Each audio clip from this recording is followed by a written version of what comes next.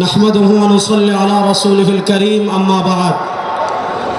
শাহজালালের স্মৃতিধন্য পুণ্যভূমি সিলেটের ঐতিহাসিক আলিয়া মাদ্রাসা মাঠে আন্দোলনরত ৮ দলের উদ্যোগে আয়োজিত আজকের এই বিভাগীয় মহাসমাবেশে আমার সামনে উপবিষ্ট পুণ্যভূমি সিলেটের সম্মানিত তাওহীদি জনতা, আমি প্রথম যে কথা বলবো, আমাদের দেশে গত ৫৪ বছর থেকে ফেসিবাদ বলেন, স্বৈরাচার বলেন, বাকশাল বলেন, বাকশাল ফেসিবাদ আমাদের দেশে আমদানি করেছে ৭২-এর সংবিধান।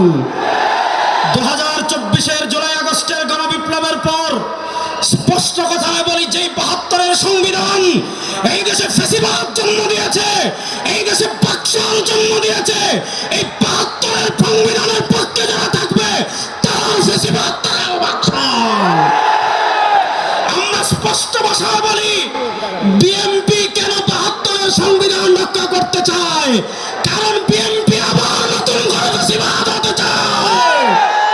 আমরা দল বাংলাদেশে থাকতে বিএনপিকে আবার ফেসিবাদ হতে দেব না।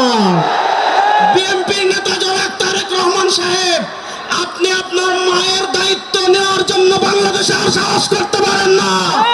আপনি ১৫ কোটি মানুষেরও নেতৃত্ব নেওয়ার সাহস আপনার নয়।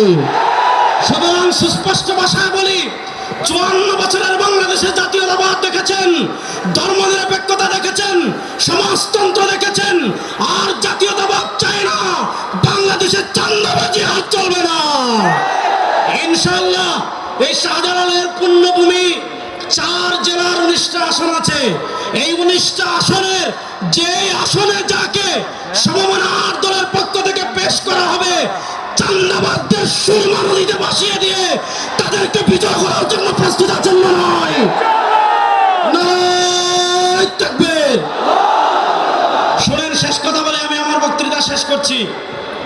আপনারা দেখেছেন, যখনই ৮ দল একত্রিত হয়েছে, বাংলাদেশের চিহ্নিত একটা দল আছে, মনে হচ্ছে তাদের মাথায় আসমান থেকে ঠাডা পড়েছে।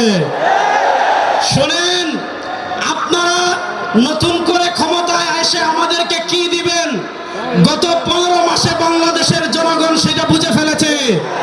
আপনারা যদি নতুন করে বাংলাদেশের ক্ষমতায় আসেন, বাংলাদেশে আবার চাঁদাবাজি হবে, বাংলাদেশে আবার টেন্ডারবাজি হবে, বাংলাদেশে আবার গুম ফিরে আসবে, বাংলাদেশে আবার দুর্নীতি ফিরে আসবে।